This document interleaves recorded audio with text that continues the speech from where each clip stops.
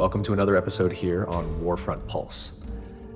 While the United States spends billions on a new war against Iran, Russia is beginning to record direct gains, leveraging energy, logistics, and even military technology to accumulate some of the largest financial benefits from this conflict. The instability in the Strait of Hormuz, responsible for roughly 20 million barrels of oil per day, triggered an immediate shock in global oil supply.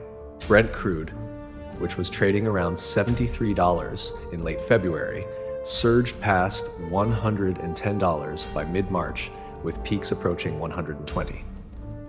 This shift forced most major Asian importers, such as India and China, to urgently seek alternative suppliers. And this is where Russia moves into a central position in this new energy landscape. Before we go deeper into Russia's profit strategies in the context of the war with Iran, best consider following our page and stay updated on US and global military developments. To understand Russia's strategy, we need to look at what happened to the global oil market before and after the Strait of Hormuz disruption. Before the conflict, Russia's Urals crude was trading at a discount, around $55 to $60 per barrel. With the crisis in the Persian Gulf, that same oil began trading close to $110. That's nearly double its previous value. Estimates suggest that every $30 increase per barrel can generate billions of dollars in additional monthly revenue for the Russian government, given its export volume. But there's an even more important logistical detail. At the moment the conflict began, there were approximately 120 million barrels of Russian oil already loaded on ships around the world. Much of this supply was waiting for buyers or better market conditions. With prices surging and temporary flexibility and trade restrictions, these shipments were quickly redirected, especially toward India. As a result, India's imports of Russian oil rose to about 1.5 million barrels per day, nearly doubling within just a few weeks. And the impact goes beyond oil. The Strait of Hormuz is also a key route for liquefied natural gas from Qatar, fertilizers, and industrial inputs. With partial disruption in this flow, Russia, as a major exporter of gas, fertilizers, and metals, begins to fill additional gaps in global markets. In the military domain, another factor reinforces this dynamic of Russian gains. During the early years of the war in Ukraine, Iran supplied Russia with Shahed 136 drones used in long-range strikes. Starting in 2023, Russia began producing its own versions of these drones.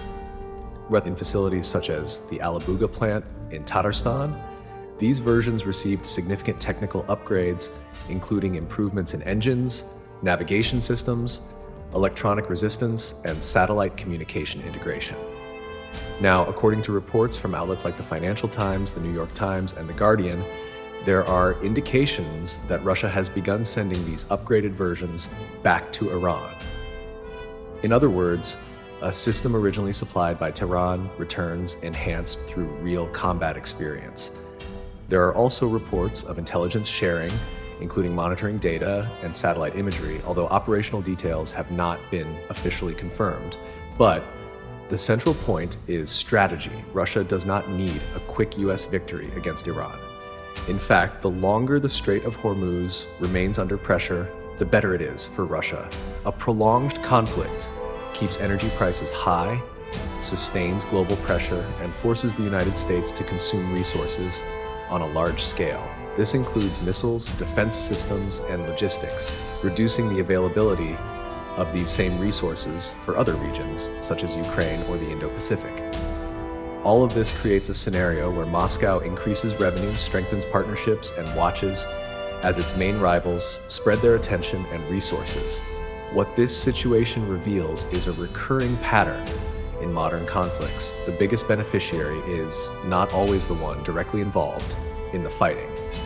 In this case, the gains come from the ability to exploit a global imbalance, energy, military, technological, and geopolitical, created by the war itself. And if you liked the video, don't forget to leave your like right here. And if you're not yet subscribed to the channel, subscribe now and turn on notifications so you don't miss any new content.